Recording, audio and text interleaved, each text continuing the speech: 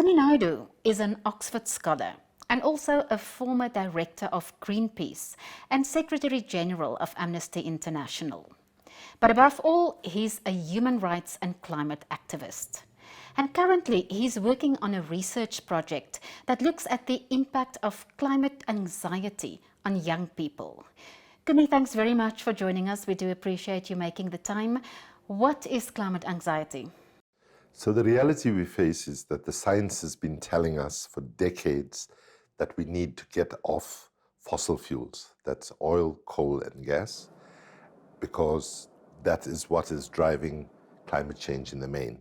Right now, if we continue to behave as we are, with our government still investing in dirty energy, for example, that we will be able to prevent what the scientists call irreversible, catastrophic, runaway climate change.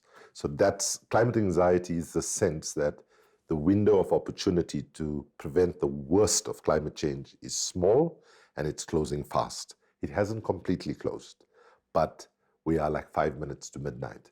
And that's where the anxiety comes from. So it's the fear of what will happen if we can't fix this. And how will that impact on young people? That's what you're looking at in your research project, right? So young people, sadly, are paying the price for my generation and earlier generations' failure to do the right thing. I was in a march around the United Nations in 2019, about 1 million people and so on. And there were 2 young girls in the march, right? They were probably 14, 15. And they were both sisters holding a sign saying, "Sorry, Mama, you're not going to be a grandma," because they've decided.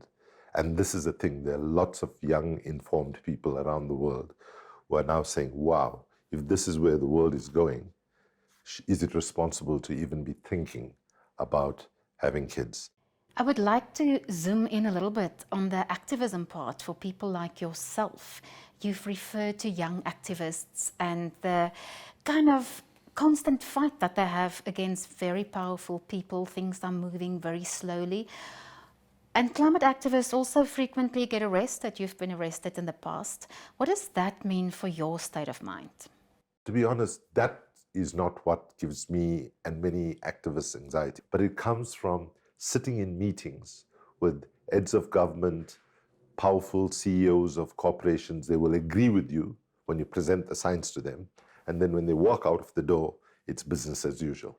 With climate, the science is very clear. We got till 2030 to get emissions to peak and drastically start coming down.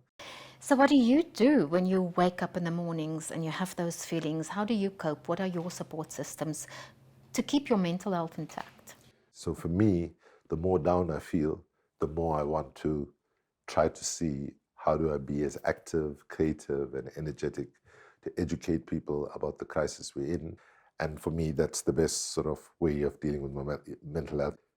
Participation is the best antidote I know for addressing the sense of anxiety. By doing something positive, even if it's not going to solve the entire problem, but if it solves a piece of the problem on the one hand, but it also gives you confidence that actually coming together, you have power and capability to make a difference.